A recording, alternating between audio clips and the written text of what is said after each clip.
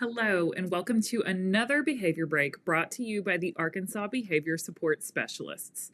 My name is Mary Walter, and in this behavior break, I'm going to discuss some quick tips and pointers for de escalating student behavior in the classroom.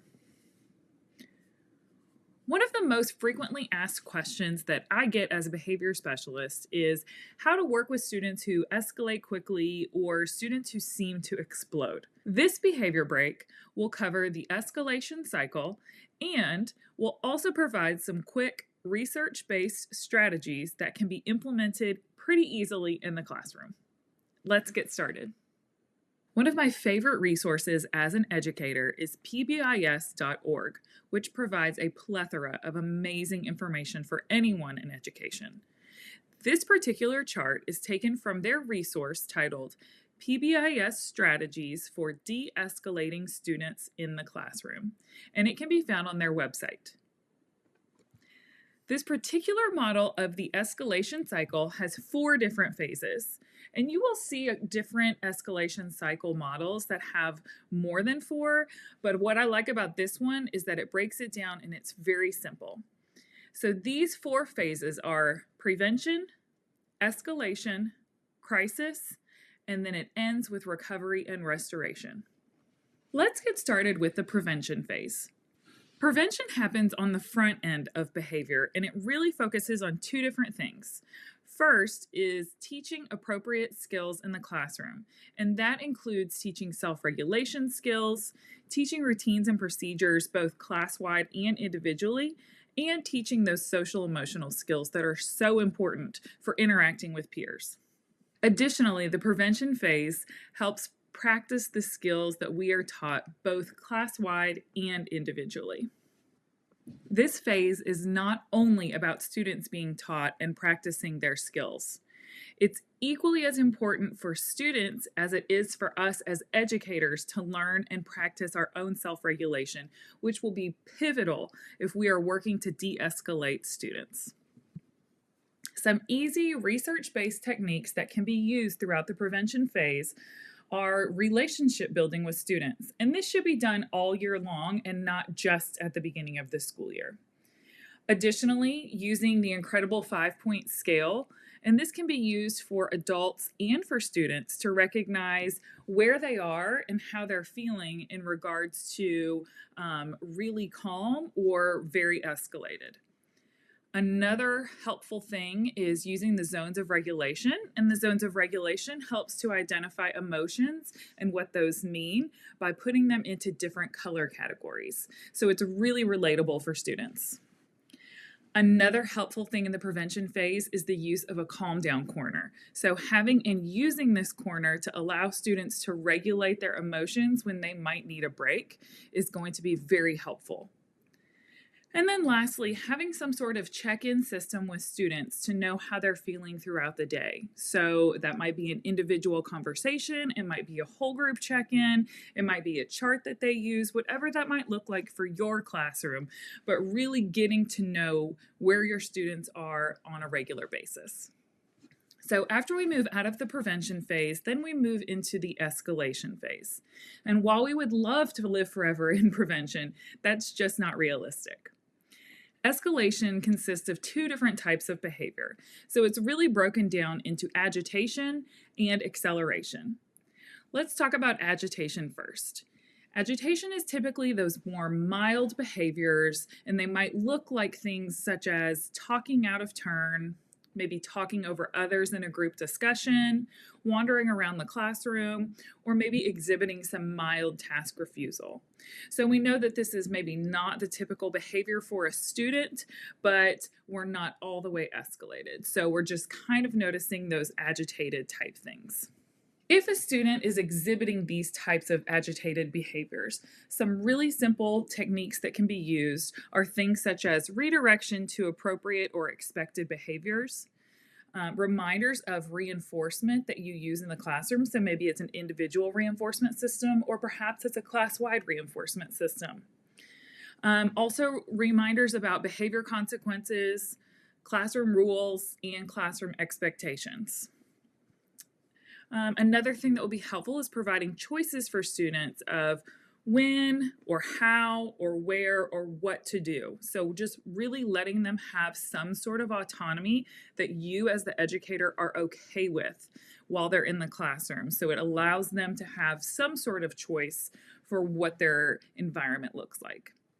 And then lastly, just a reminder to use those regulation strategies and potentially co-regulating with the students. So helping them take some deep breaths, helping them count to 5, helping them to identify what their emotion is at the current time. So all of those things are things that we're going to want to use during this agitation part of the escalation phase. The second part of escalation is acceleration. Now, acceleration behaviors are less mild and they happen more quickly than the agitation type behaviors. Acceleration behaviors might look like cussing or using inappropriate language, some property destruction, and then maybe some physical or verbal aggression towards self or others. If a student is exhibiting acceleration behaviors, some techniques that we can use would be things such as just really using minimal language with the student. So having short phrases or sentences that we're using to remind them where they're supposed to be, what they're supposed to be doing.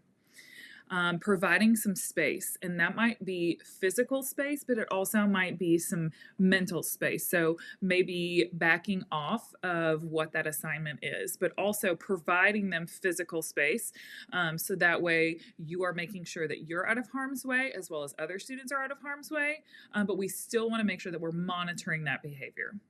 And then lastly, a reminder to use those regulation techniques. So in this phase, while the behaviors are more accelerated and they are happening probably more rapidly and at a more elevated level, we do want to regulate that behavior before it comes to an explosion, if at all possible. The third phase of the escalation cycle is the crisis phase. And this is obviously our pinnacle of our cycle, right?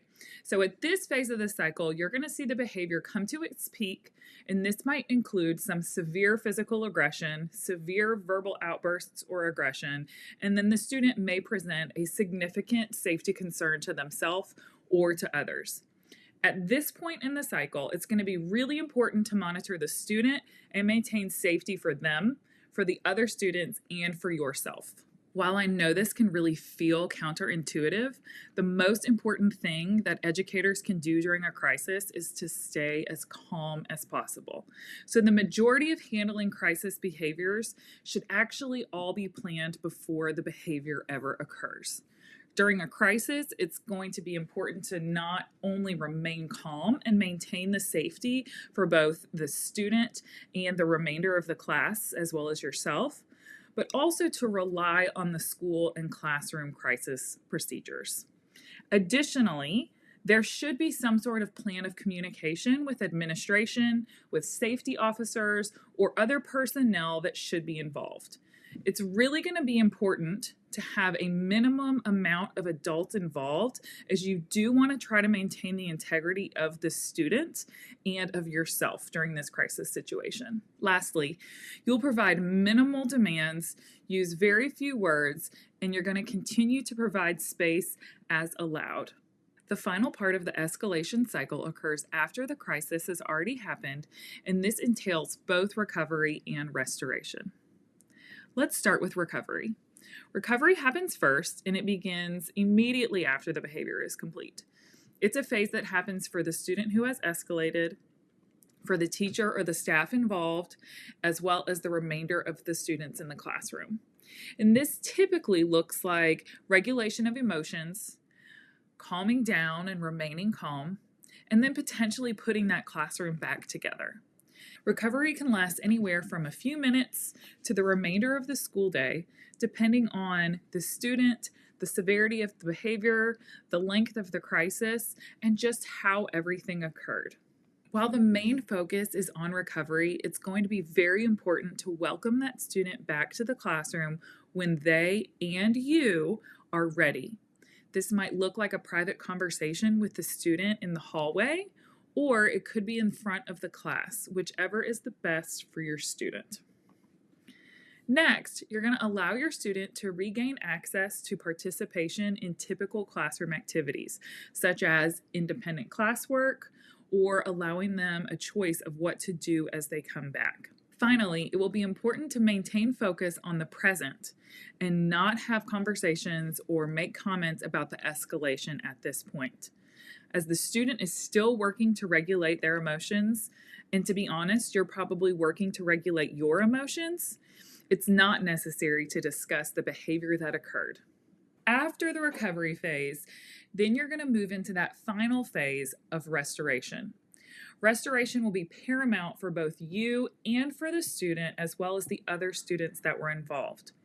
It might look like making repairs in the classroom, such as putting things back together, fixing items that were torn apart, or cleaning up damaged items. It might even look like redoing some work or making amends with their peers. Additionally, a large focus during this restoration phase might look like helping the student to understand both what led them to having that escalated behavior and also what they can do differently in the future. As the restoration phase is occurring, it's going to be important not only for the student to have some self-reflection, but for the teacher and any other staff who were involved to have some reflection on the incident as well. By having personnel self-reflect and debrief regarding the crisis, it can really help to shape future practices, inform what went well and what did not, and then also how any crisis procedures might need to be changed in the future. Additionally, it can inform educators about what other supports the student might need during the prevention phase. Thank you for following along with this behavior break on some quick tips for de-escalation in the classroom. If you're looking for more information, please go look at this resource, Strategies for De-escalating Student Behavior in the Classroom, which can be found on pbis.org. For other behavior breaks, feel free to visit arbss.org/behavior breaks. Have a great day.